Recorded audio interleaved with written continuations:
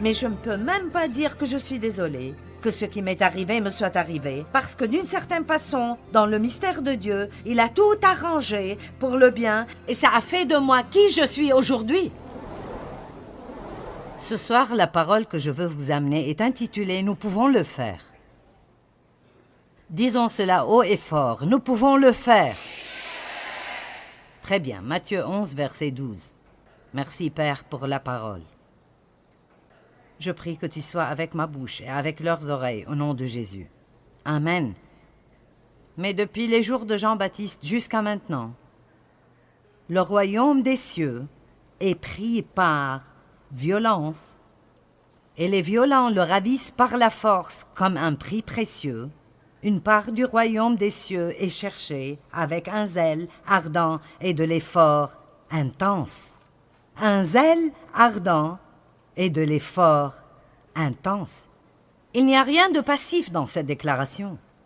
Le royaume de Dieu est pris par violence, et les hommes violents et les femmes violentes le ravissent par la force. Dans la langue grecque, le mot violent apparaît 2 fois, mais il vient de 2 mots grecs différents. Le premier, le royaume de Dieu est pris par violence, veut dire est attaqué. Combien de vous ont remarqué que le royaume de Dieu subit de grandes attaques de nos jours? Je veux dire, ça m'épate juste au cours de ma vie. Le mouvement que j'ai vu, vraiment même juste dans ces 10 ou 15 dernières années, combien de personnes essaient juste d'enlever Dieu de tout, et c'est si triste. Et vous savez, les gens qui ne croient pas en Dieu ne changeront rien du tout. Alors si quelque chose doit changer, ça doit être nous. Nous allons devoir nous lever et faire connaître son nom partout dans le monde aujourd'hui. Allez, donnez gloire à Dieu. Et je suis sérieuse quand je le dis. Comment pensez-vous que ça changera notre monde si chaque personne qui dit être chrétienne sortait dans son secteur de la société et agissait comme un chrétien? Ceci va plus loin que de juste aller à l'église et de penser que nous avons accompli notre devoir parce que nous y sommes allés. Ou nous avons lu le psaume 23. Nous devons être violents. Et le deuxième mot violent ici veut dire l'énergétique, le confiant, le courageux, l'audacieux et le brave. Mais laissez-moi vous poser une question plutôt sérieuse. Êtes-vous prêts? Avez-vous même pensé à cela? Êtes-vous prêt à vraiment tenir bon et à vivre ce que vous dites que vous croyez si les temps deviennent plus difficiles?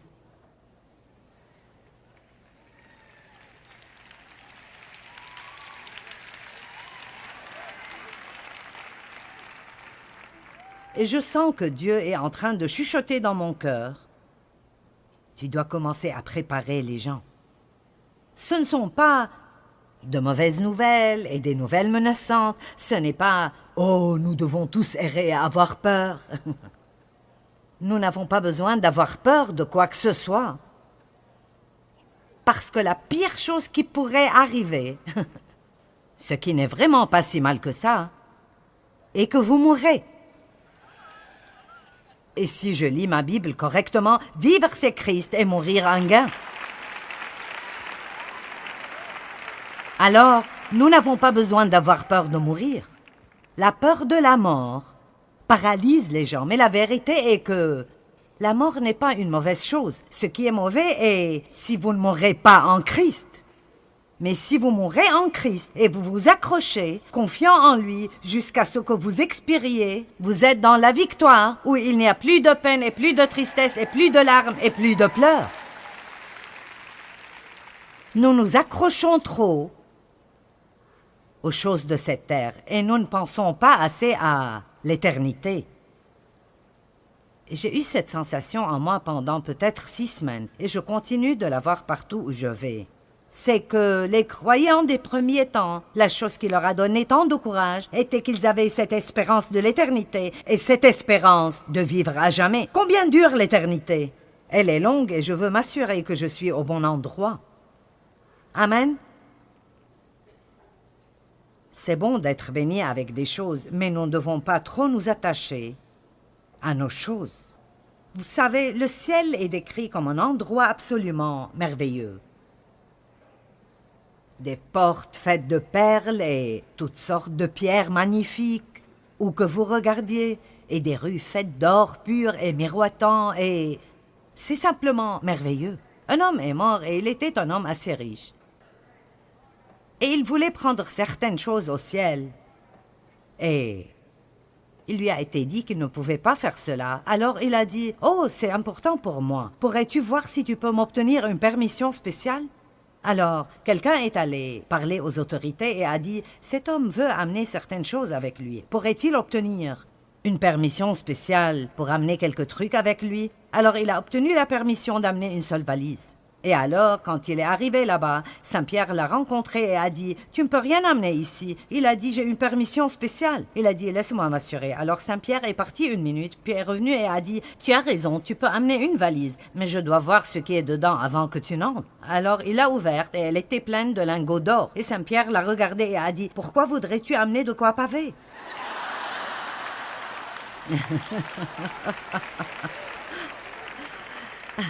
Allons, ce que nous adorons ici, nous allons marcher dessus là-bas. Amen. Je pense que nous allons avoir besoin d'être courageux et vous devez être prêts à prendre position si vous êtes les seuls que vous connaissez qui sont prêts à prendre position. Nous devrons peut-être être prêts à perdre des amis. Ou bien être prêts à perdre votre travail parce que vous refusez de compromettre votre intégrité et vos normes morales pour garder ce travail. Allez. Et je suppose que je veux juste penser, sommes-nous prêts? Sommes-nous préparés? Et je pense que ceux de nous qui sont appelés à enseigner dans le corps de Christ doivent s'assurer que nous prêchons un message encourageant et édifiant et merveilleux qui remplit les gens d'espérance. Mon nouveau livre qui sort le printemps se rapporte à l'espérance. Continuez à espérer, j'aime beaucoup l'espérance. Je crois que nous devons tous avoir l'espérance, mais je ne veux pas que vous ne soyez pas préparés. Je veux savoir si vous n'êtes pas seulement préparés à aller au ciel, mais si vous êtes prêts à tenir ferme et à vraiment prendre position pour Christ et à ne pas seulement dire « levez-vous pour Christ ». Mais sommes-nous prêts à le faire dans la société où ça comptera vraiment? Amen. C'est bien que vous soyez semi-enthousiasmés, mais je veux plus d'enthousiasme. Je ne sais pas pour vous, mais j'ai vécu trop d'années de ma vie dans la peur. La peur de ce que les gens pensent, de ce qu'ils diraient, de ce qu'ils feraient, de s'ils m'abandonneraient, me rejetteraient, de si je ne suis pas invité à la fête, de si personne ne déjeune avec moi. Et vous savez quoi? Je refuse de vivre dans la peur plus longtemps. Parce que vous savez ce que j'ai découvert? S'il n'y a que moi et Jésus, je peux le faire. Et vous aussi.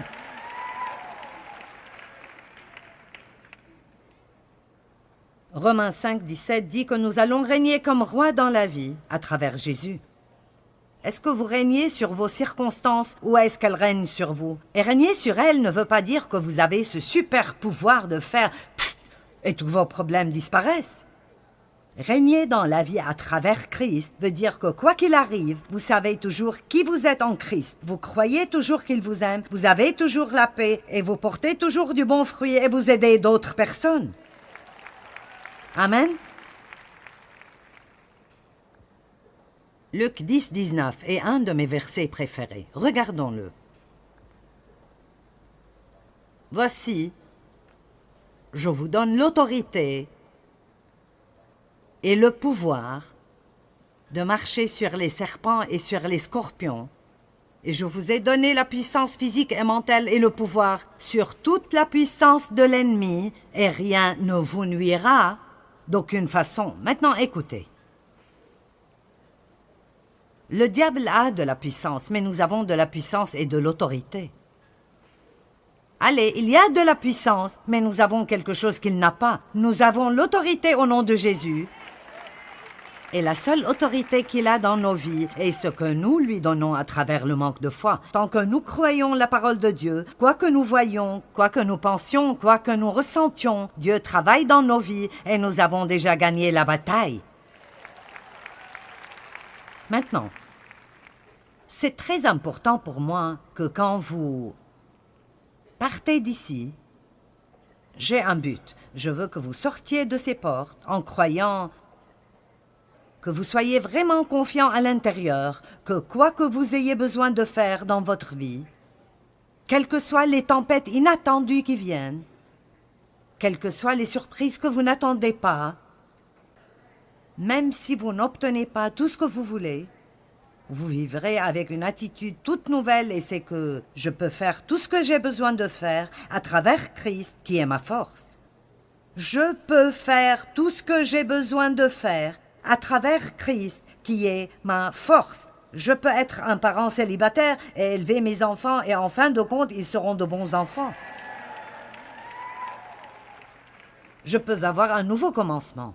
Je peux échouer et recommencer.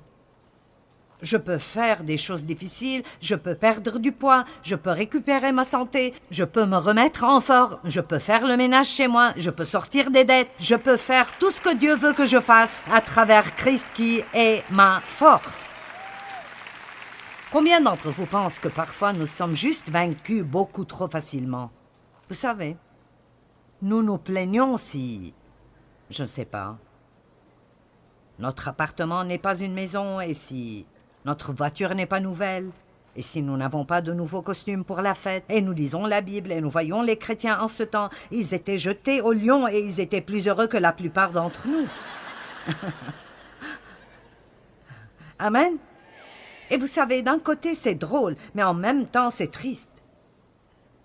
Nous sommes ici ce soir en train de nous amuser et de parler de combien Dieu est bon, mais il y a des gens dans le monde qui sont en train d'être tués. Maintenant, aujourd'hui, dans ce monde, c'est possible que ce soir, alors que nous sommes là, ils doivent prendre position et dire « Je ne fléchirai pas les genoux, je me tiendrai fermement, je crois en Jésus. » Amen. Et vous ne devez pas avoir peur de cela, parce que tout ce dont nous devons faire, Dieu nous donnera la grâce de le faire. J'ai entendu une histoire une fois à propos de 2 hommes qui allaient être brûlés au bûcher le jour suivant. Et l'un d'eux était un vieil homme qui était très proche de Dieu. C'est étonnant combien la peur disparaît dans votre vie, plus vous avez de l'expérience avec Dieu. Et l'autre était un croyant plus jeune. Et ils aimaient Dieu, mais cet homme plus âgé avait beaucoup d'expérience avec la fidélité de Dieu.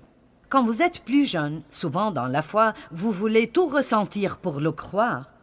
Mais plus vous vieillissez, plus vous avez de l'expérience avec Dieu, plus vous réalisez que croire vient en premier et toutes les autres sensations viennent après.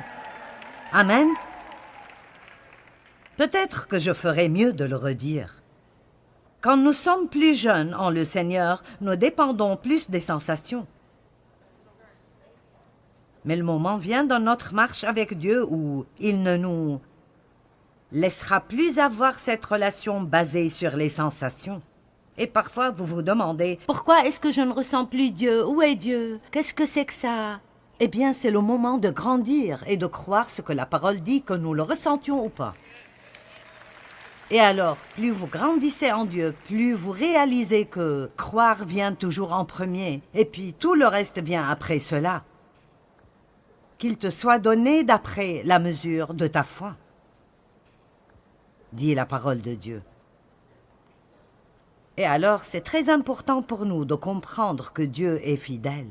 Alors cet homme plus vieux était juste calme. Il savait qu'ils allaient être brûlés au bûcher le jour suivant, mais l'homme plus jeune était affolé. « Qu'est-ce que nous allons faire? J'ai juste peur. Je ne sais pas si je peux le faire. Je ne sais pas si je peux. Je ne sais pas si je peux le faire. Je ne sens pas que je peux le faire. » Et l'homme plus vieux a dit « Fiston, Dieu sera avec toi. »« Oh, je ne sais pas, je ne sais pas. » Et puis, il a gratté une allumette et il s'est brûlé le doigt. Il a dit « Oh, si ceci fait aussi mal, alors je ne sais pas comment j'irai être brûlé au bûcher demain. » Et l'homme a dit « Dieu ne t'a pas demandé de brûler ton doigt, alors il n'y avait pas de grâce. Mais s'il te demande d'aller au bûcher demain et d'être brûlé là-bas, sa grâce et sa force seront sûrement avec toi. » Amen.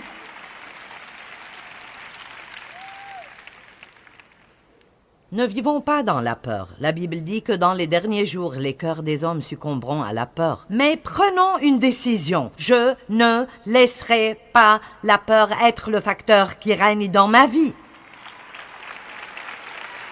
Amen. Maintenant, nous allons voir une photo d'une femme qui est devenue très célèbre. Son nom était Rosie et on l'appelait Rosie la riveteuse. Pouvons-nous projeter cette image? Et je ne suis pas Rosie, mais ça vient. La voici. Maintenant. Vous savez, c'est une image emblématique. Tout le monde la reconnaît. Elle est de la Seconde Guerre mondiale. Et elle dit vraiment quelque chose sans rien dire. C'est comme « Oui, nous pouvons le faire ». Alors, j'ai commencé à m'entraîner quand j'avais à peu près 62 ou 63 ans. C'est un peu tard dans la vie pour commencer, mais j'ai fait faire cela et je l'ai mis sur le mur où je m'exerce.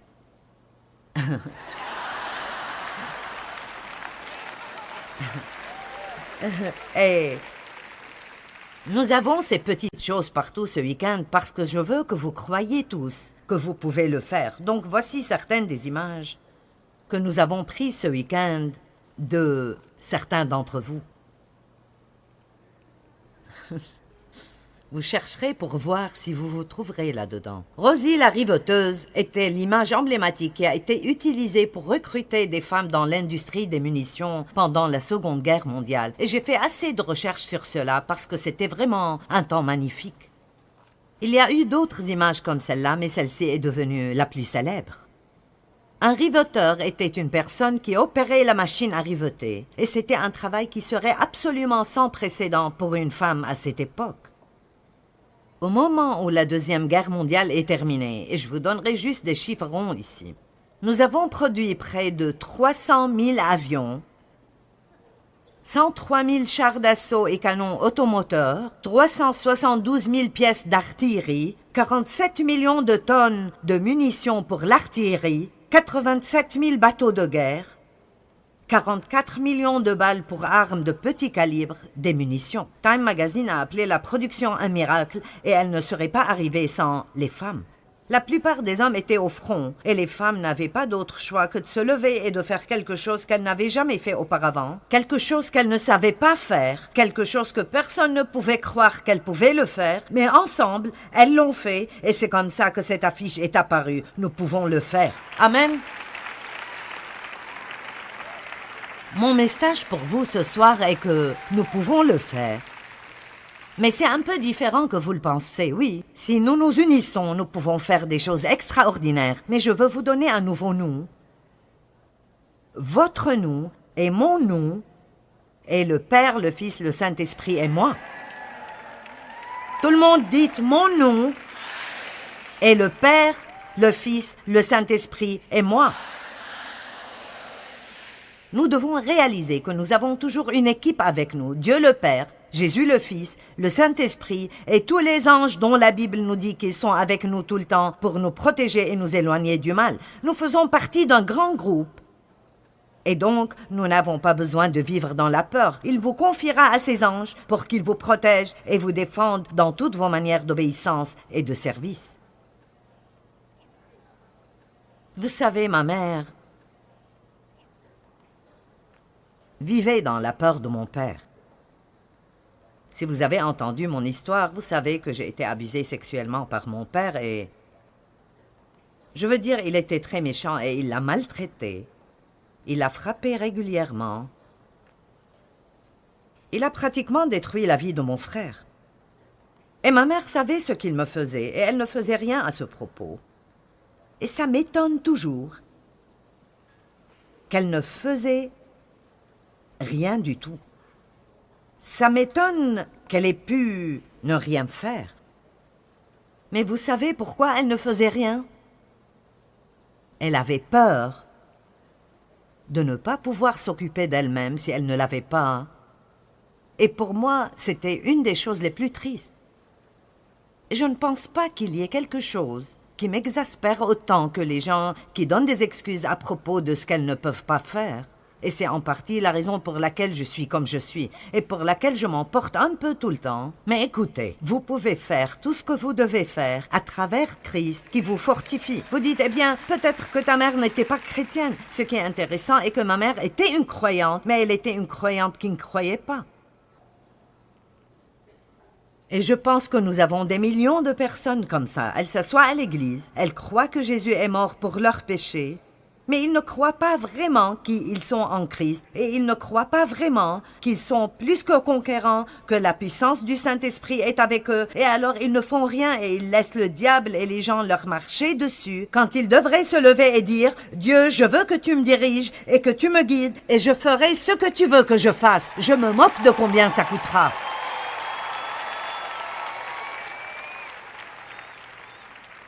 Ma mère a fini par avoir une maladie mentale à cause de la culpabilisation et de la peur.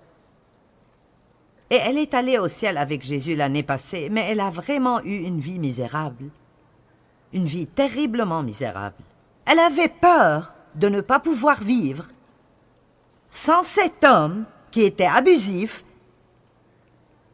et méchant et odieux. Et Dieu merci, il a été sauvé avant de mourir, alors il est devenu un peu plus doux.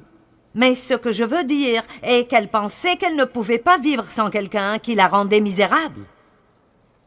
Laissez-moi vous dire quelque chose. Les dames, vous devez dépasser la peur de l'homme. Votre vie ne doit pas être manipulée ou contrôlée par ce que quelqu'un fera ou ne fera pas, ou ce qu'il pensera ou dira. Nous laissons trop de ces choses contrôler et diriger notre destinée, et c'est indu de faire cela. Et j'appelle les gens qui diront « Je commencerai à suivre la direction du Saint-Esprit. » Je me moque de si je n'ai aucun ami dans ce monde entier, ou si personne au monde n'est d'accord avec moi. Je veux être ce que Dieu veut que je sois et faire ce qu'il veut que je fasse.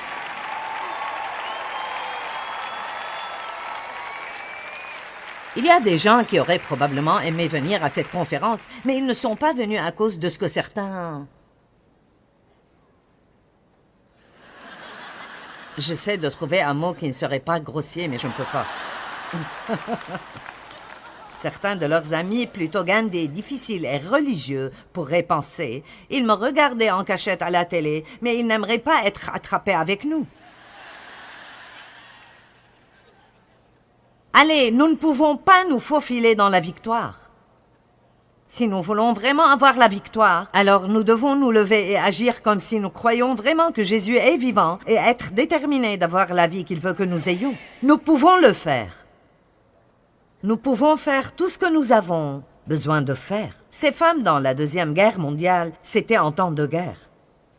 Puis-je vous dire quelque chose? Nous sommes en temps de guerre. Nous sommes en guerre maintenant. Nous sommes en guerre contre le diable. Nous avons la guerre contre nos pensées. Nous avons la guerre contre nos émotions. Il y a la guerre contre nos enfants.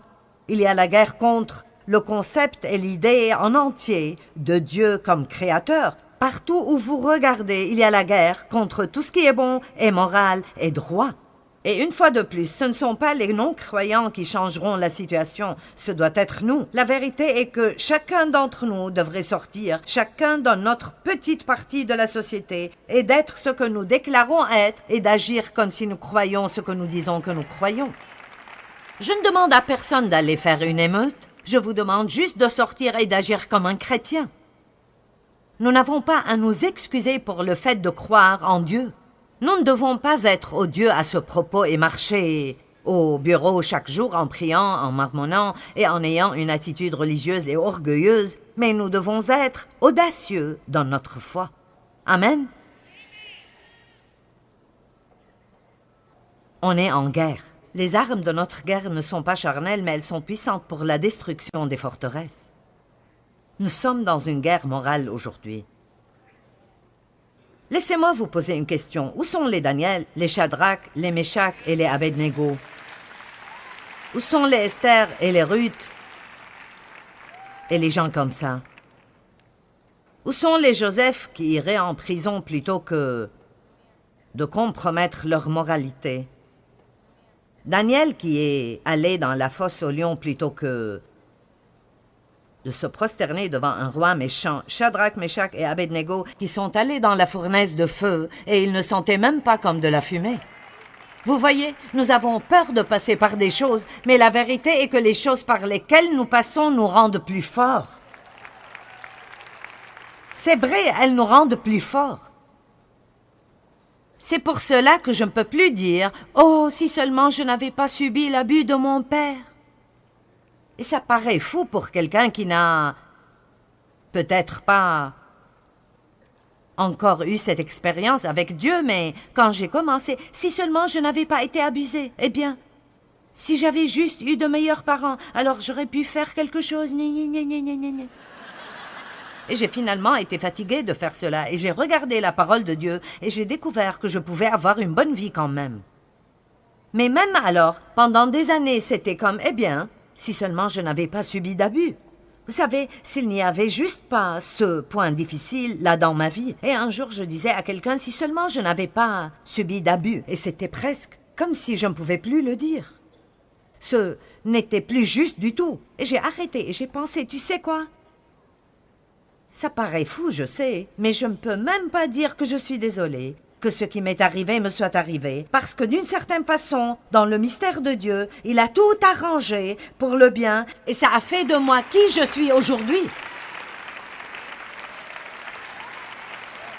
Dieu fait concourir toutes choses au bien.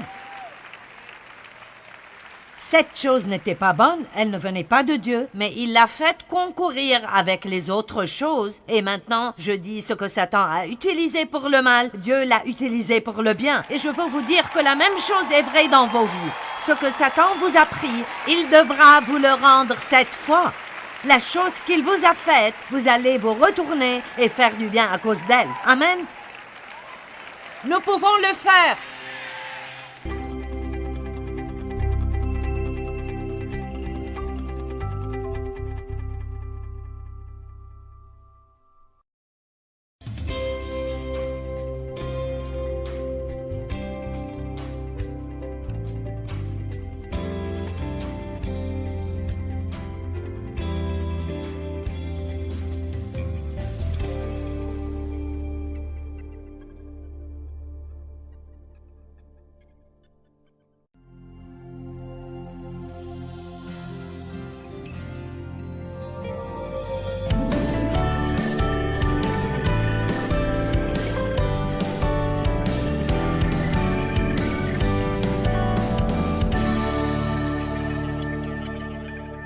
Hier, nous avons essayé d'établir une fondation sur le fait que Satan commence si tôt dans nos vies à essayer de construire des forteresses dans nos pensées, ce qui veut dire qu'il nous ment dans certains domaines et s'enracine dans nos pensées ou enracine ses mensonges et ses idées dans notre pensée. Alors, nous vivons nos vies en croyant des mensonges qui font alors que nous agissons de mauvaise façon. Donc, il le fait à tout le monde, et puis nous essayons de nous entendre tous, et ça devient juste vraiment une grande foire. Le seul espoir pour nous est de renouveler nos pensées par la parole de Dieu, d'apprendre à penser de la façon que Dieu veut que nous pensions, d'apprendre à dire ce que Dieu veut que nous disions pour que nous puissions être ce que Dieu veut que nous soyons, faire ce que Dieu veut que nous fassions et avoir ce que Dieu veut que nous ayons. Vous diriez peut-être, oui, je veux avoir ce que Dieu veut que j'ai. Eh bien, vous devez faire plusieurs pas en arrière et commencer là par apprendre à penser de la façon dont Dieu pense. Beaucoup de personnes sont comme moi. Pendant des années, je pensais que mes pensées ne comptaient pas. Je ne savais pas que je pouvais faire quelque chose à leur propos. Quand je me levais le matin, cette pensée venait à moi. Je suis déprimée. Et puis, je vivais déprimée toute la journée. Je ne pensais pas que je pouvais dépasser cela et le refuser. Et quel jour glorieux c'était pour moi quand j'ai appris les vérités que je partage avec vous, que je n'étais en fait pas obligée de méditer sur tout ce qui me passait par la tête, que je pouvais chasser cela et choisir quelque chose d'autre qui m'aiderait à vraiment profiter de ma journée et à vivre une bonne vie. Maintenant, au début, c'est un peu difficile parce que nous ne sommes pas exercés à le faire. Nous sommes plutôt passifs et nous attendons pour voir ce qui nous passera par la tête. Mais nous apprenons que maintenant nous pouvons être agressifs et prendre le contrôle dans ce à quoi nous pensons. Éphésiens 4, 22 à 24. Nous allons regarder ceci. Débarrassez-vous de votre ancienne nature. Dépouillez-vous par rapport à votre vie passée, celle de l'homme que vous étiez autrefois, et qui se corrompait en suivant ces désirs trompeurs qui proviennent de votre illusion. Donc l'apôtre Paul dit aux Éphésiens de se débarrasser de l'homme ancien.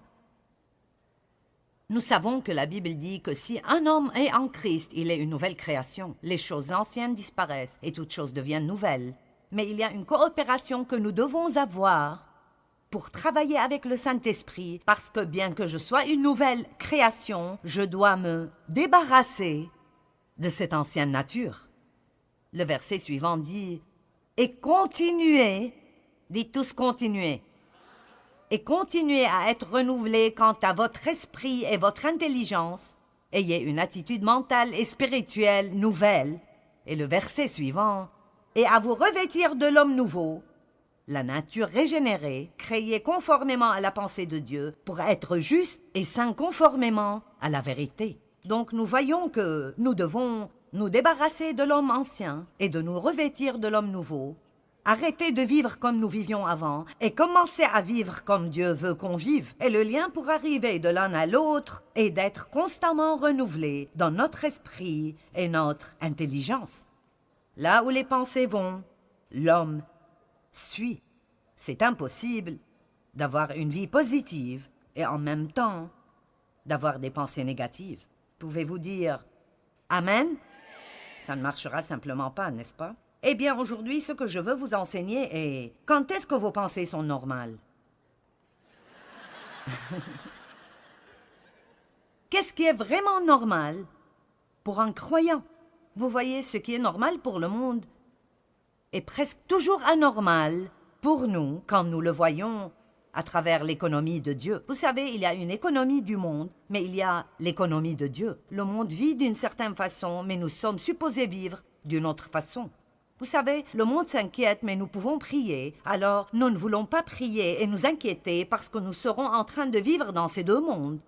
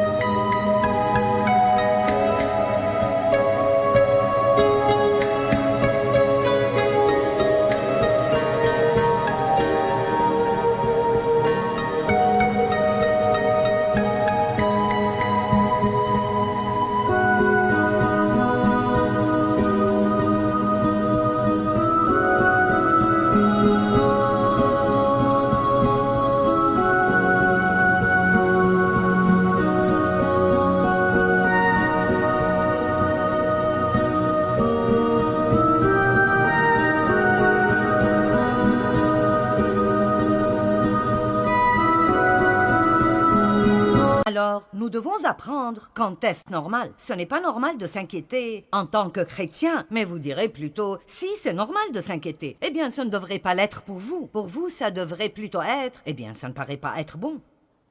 Je ne me sens pas bien avec. Ça ne me va pas du tout.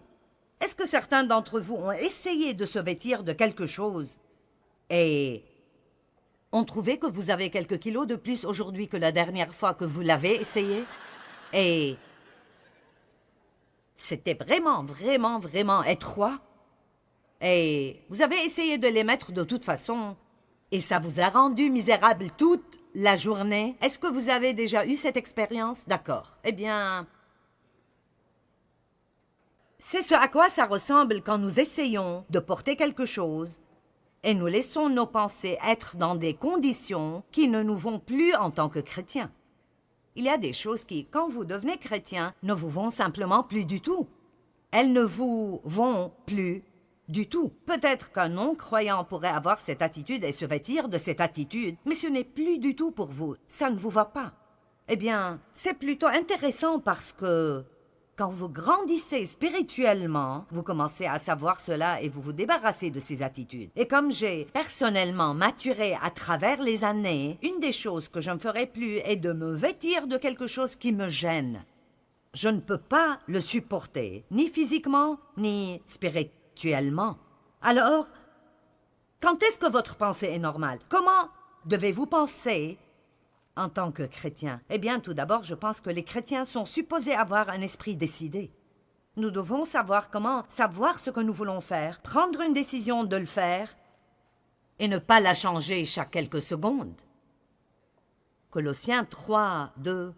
Décidez de vous attacher aux choses d'en haut et non à celles qui sont sur la terre, car vous êtes morts et votre vie est cachée avec Christ en Dieu. Décidez de vous attacher, décidez de vous attacher, décidez de vous attacher, et non pas décider et changer d'avis, décider et changer d'avis. Vous pouvez décider que vous allez faire le ménage chez vous,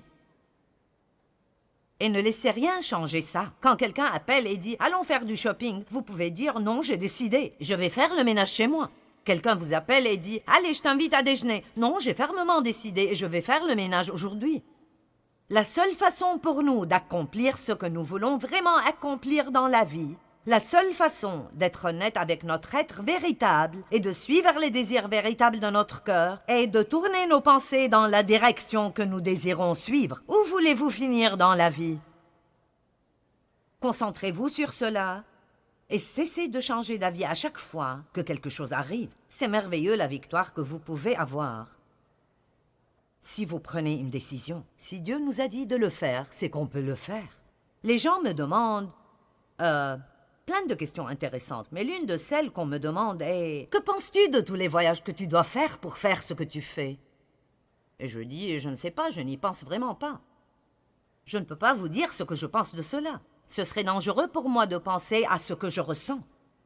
Parce que si je le fais assez tôt, je ne voudrais peut-être plus le faire.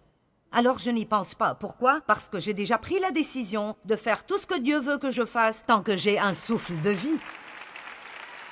Et je ne pense pas à ce que ça me coûterait, ou je dois faire très attention si je commence à penser à combien c'est difficile, et je le fais de temps en temps si je suis vraiment fatiguée. Donc, j'ai appris certaines choses à travers les années, et l'une de ces choses est que vous devez prendre une décision et ne pas même jouer avec ceci. J'ai décidé, il y a à peu près 6 ans, que j'avais besoin de commencer à m'exercer. C'est quelque chose que je n'avais jamais fait dans ma vie. Je ne voulais pas le faire, je ne pensais pas avoir le temps, je ne voulais pas de douleur. Je ne voulais rien de cela. Mon mari s'exerce depuis plus de 50 ans, et c'est l'une des raisons pour lesquelles il est vraiment en forme. Eh bien, un jour, je me suis regardée dans le miroir, et en quelque sorte, tout ce qui était ici auparavant était allé autre part. Et en fait, pour moi, j'ai senti que c'était comme si j'avais reçu une vraie révélation de Dieu, que si tu veux être forte dans le dernier tiers de ta vie, et si tu veux finir ce que je t'ai appelé à faire, alors c'est quelque chose que tu dois faire. Tu dois le faire. Merci. Mais ça va plus loin que de paraître en forme.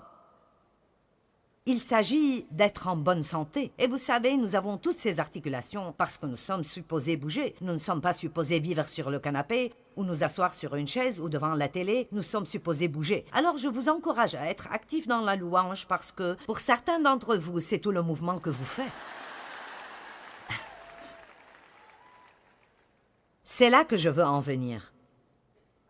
Des gens me disent « Je n'aime pas m'exercer, je ne peux pas supporter d'aller à la gym, je n'aime pas cela du tout. » Vous savez, je pense que j'aime cela. Je n'en suis pas vraiment sûre, j'y vais simplement.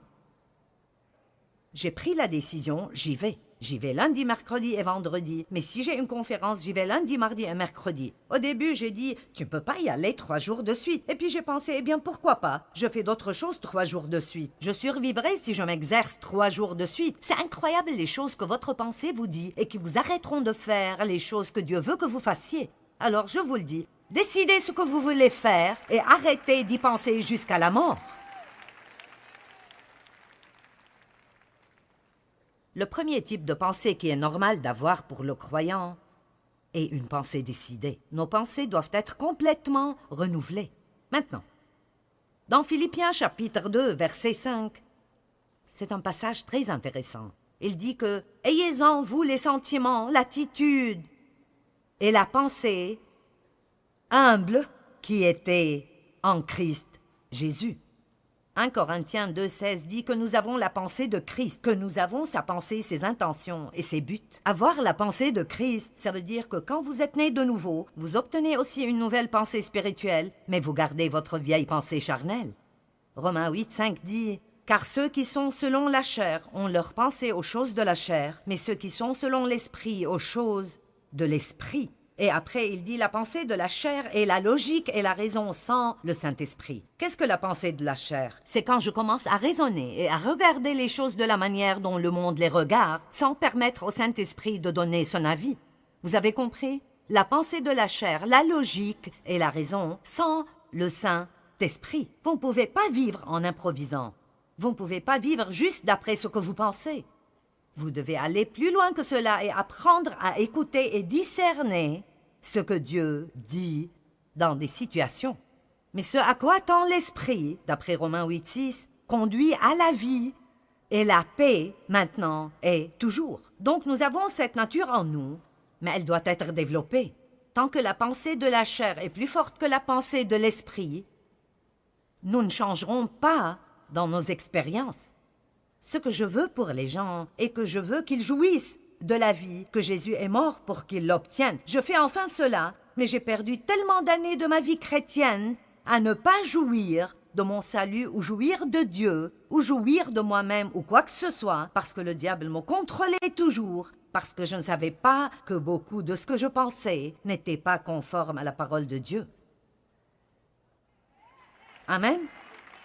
Maintenant, je ne suis pas là pour vous enseigner le contrôle mental, pour essayer de juste enseigner aux gens à penser positivement et à parler positivement sans leur enseigner à propos du sang de Christ, la croix de Christ, le salut à travers Christ. N'importe qui peut juste décider de penser positivement et oui, vous obtiendrez quelques résultats, mais je ne parle pas d'obtenir quelques résultats d'un principe du monde. Je parle de vivre la vie que Jésus est mort pour que vous l'ayez. Et non seulement ceci, tout ce que le diable pourrait imaginer, il ne peut l'imaginer que parce que c'était l'idée de Dieu d'abord. Et alors, Dieu est celui qui nous enseigne à penser positivement, et comme les chrétiens étaient trop paresseux pour le faire, le diable l'a volé.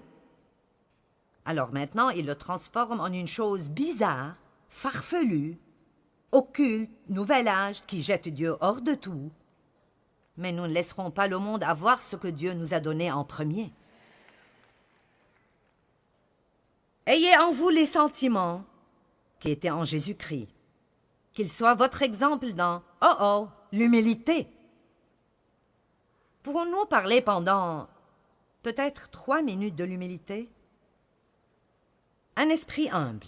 Savez-vous que vous ne pouvez pas grandir et je ne peux pas grandir dans la parole? Je ne peux même pas recevoir la parole, ni vous recevoir le message que je partage avec vous aujourd'hui. Si vous ne l'approchez pas avec un esprit humble, vous devez approcher chaque réunion d'église en disant « Oui, j'ai besoin de ça. J'ai besoin de m'accrocher à chaque mot. J'ai besoin de ça. » Alors, si vous vous asseyez et écoutez ce que quelqu'un dit et vous pensez « Telle personne aurait dû être là aujourd'hui car elle en a vraiment besoin. » Ou avez-vous été déçu quand un prédicateur vous a partagé ce qu'il allait dire parce que vous croyez que vous saviez déjà tout à ce sujet? Je l'ai fait. Oh, mais vous savez, je savais déjà ça. Eh bien, plus maintenant. J'ai besoin de tout. J'ai besoin de tout. J'ai besoin d'être rappelé à chaque fois que je peux être rappelé. J'ai besoin que vous me le disiez encore et encore et encore. Seul un esprit humble peut être enseigné quoi que ce soit. Seule une personne avec un esprit humble peut recevoir une correction. Nous devons vouloir grandir, nous devons vouloir apprendre. Romains 12,3 dit « N'ayez pas de vous-même une trop haute opinion, n'allez pas au-delà de ce à quoi vous devez prétendre. » Maintenant, ce message est peut-être pour quelqu'un qui regarde à la télé aujourd'hui. peut-être que vous avez un problème avec ceci. Et alors nous allons juste vous parler parce que je sais qu'aucune de ces personnes n'a un problème avec ça. Nous avons juste tous cette belle et humble pensée. Qu'est-ce qui arrive quand nous n'avons pas une pensée humble et quand nous avons une trop haute opinion de nous-mêmes? C'est que nous commençons à mépriser d'autres personnes. Nous commençons à avoir beaucoup de pensées critiques et de jugements, et nous en parlerons plus tard. Un esprit humble n'est pas un esprit qui pense bassement de lui-même. Dieu ne vous demande pas d'avoir une mauvaise opinion de vous-même. Il ne veut pas que vous ayez une mauvaise opinion de vous-même. Il veut que vous vous valorisiez. Il veut que vous voyiez vos dons et vos talents, vos capacités. Il veut que vous vous aimiez d'une façon équilibrée, mais il ne veut pas que nous pensions que nous sommes meilleurs que quiconque. Donc vous êtes peut-être mieux éduqués que d'autres personnes, mais cela ne vous rend pas meilleur que quiconque. Vous pouvez peut-être apprendre plus vite que d'autres, mais cela ne vous rend pas meilleur qu'eux. Je communique peut-être mieux que d'autres, mais cela ne me rend pas meilleur qu'eux. Quelqu'un, peut-être, quand vous regardez dans les rangs de... Disons si vous avez une centaine d'artistes, peut-être qu'un est meilleur que l'autre. Cela ne les rend pas meilleurs l'un que l'autre aux yeux de Dieu. J'aime un verset dans Colossiens qui dit « En Christ, toute distinction disparaît ». N'aimez-vous pas cela? Il n'y a plus ni homme, ni femme, ni juif, ni grec. J'y ajouterai un peu plus de riches ni de pauvres, plus de docteurs ni d'ouvriers. Nous sommes tous un en Christ. Amen, tous un en Christ. 1 Pierre 5,6 dit «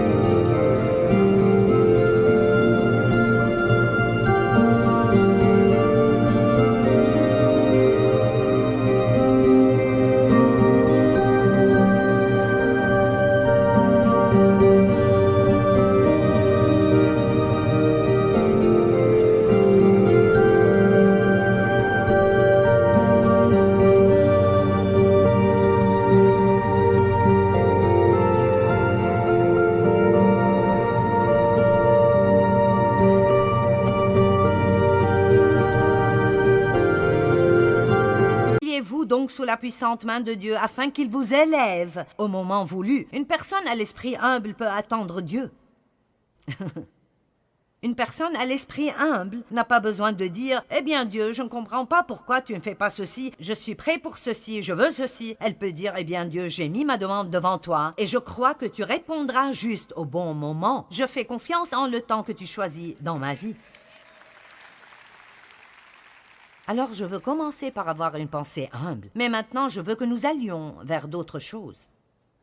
Le chapitre 9 de ce livre, le champ de bataille de la pensée, se rapporte aux pensées de doute qui viennent. Le fait que nos pensées sont vraiment partout est l'un des plus grands problèmes que nous avons aujourd'hui. Le monde dans lequel nous vivons est absolument plein de distractions.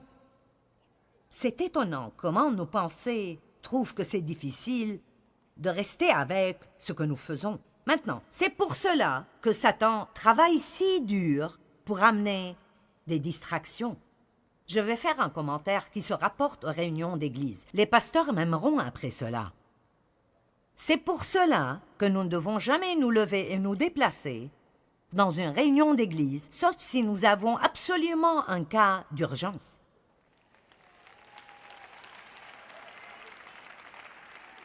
Et je ne veux blesser personne quand je dis ceci, mais honnêtement, si vous n'avez pas un besoin urgent, c'est vraiment simplement très égoïste. Et vous ne réalisez probablement pas cela, mais voici ce qui arrive. Notre sœur Brown, au milieu de la rangée 14, décide qu'elle a besoin d'un verre d'eau. Alors, elle se lève. « Excusez-moi, excusez-moi. » Tout le monde derrière la regarde partir, et puis elle la regarde quand elle revient.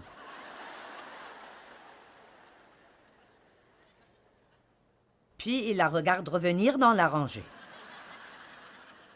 Et le pasteur est là où, si ça arrive à l'une de mes conférences, je suis là. Je partage mon cœur avec les gens. J'essaie de changer leur vie à travers une parole. J'ai passé des heures et des heures à étudier et à me préparer. Et maintenant, tout le monde de la rangée 14 jusqu'au fond est parti prendre un verre d'eau avec notre sœur Brown. Ils ont admiré son chapeau. Ils n'ont pas aimé ses habits. Ils l'ont regardé qu'elle y allait alors qu'elle revenait. Ils se sont tous demandé où elle va et qu'est-ce qu'elle fait.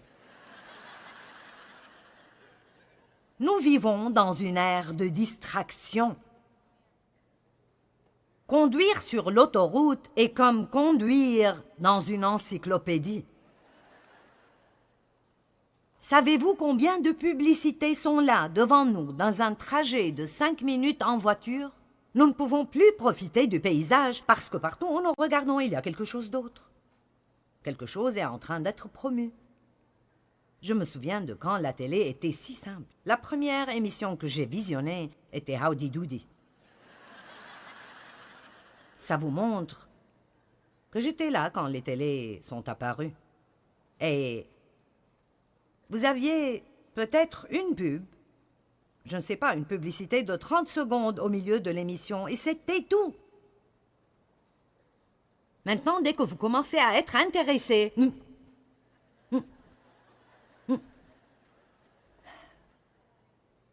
honnêtement, le monde ne changera pas, alors nous ferions mieux de changer. Et l'un de mes objectifs, et je travaille sur cela depuis un moment, parce que j'ai des problèmes dans cette région aussi, j'ai une pensée très chargée. Et je trouve cela défiant de me concentrer sur ce que je fais. Mais je travaille avec Dieu sur cela depuis un moment, et je travaille toujours dessus parce que nous nous fourrons dans beaucoup de troubles, et nous manquons beaucoup de choses que Dieu a pour nous parce que nous ne nous concentrons pas sur ce que nous faisons. Savez-vous combien vous pouvez apprendre si vous pouvez vraiment vous concentrer et absorber chaque mot qui est dit? Il y a à peu près 6 semaines, j'ai trébuché sur des marches faites en pierre et je me suis blessé le bras. J'ai toujours des cicatrices ici à cause de cela. Je me suis fait mal au genou et je me suis cassé le gros orteil. Maintenant, je suis passé par beaucoup de peine. Pendant beaucoup de temps, j'ai dû aller chez le podologue, j'ai dû faire ceci, j'ai dû faire cela, juste parce que comme je montais les marches, je ne pensais pas aux marches. J'étais déjà à la cuisine faisant ce que j'allais faire quand j'allais y arriver. Ma famille doit vraiment faire attention à moi parce que je suis d'habitude une étape plus loin que là où je suis. Et l'autre jour, je conduisais jusqu'à notre... Quelqu'un d'autre conduisait, j'étais à l'arrière et nous allions à la subdivision. Et j'ai commencé à penser à ce que j'allais faire quand j'arriverais à la maison. Et j'ai commencé à sortir de la voiture alors que nous étions encore en route. Donc, beaucoup d'accidents arrivent parce que nous ne nous concentrons pas sur ce que nous faisons. Alors commençons à prier que Dieu nous aide vraiment à apprendre comment nous concentrer plus et mieux, parce que nous avons vraiment besoin d'apprendre comment jouir de ce que Dieu nous donne.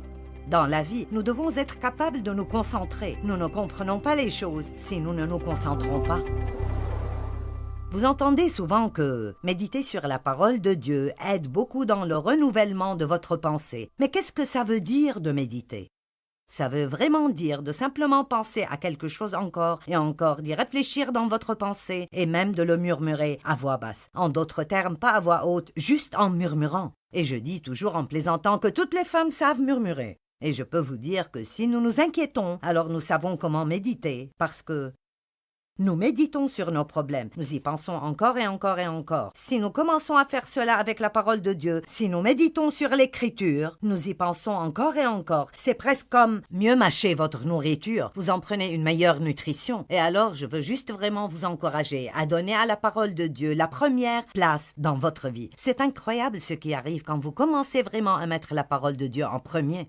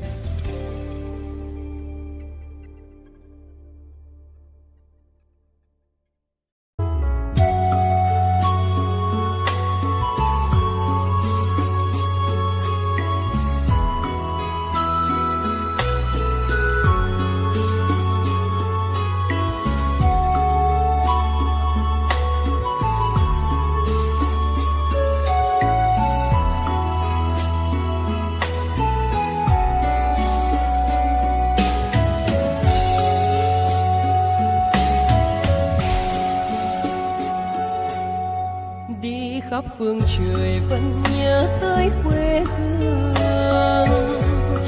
Người về đây thăm làng trù quê mẹ và làng sen quê cha, xúc động bồi hồi người rơi giọt lệ, thương mái nhà tranh thương đất mẹ nghèo.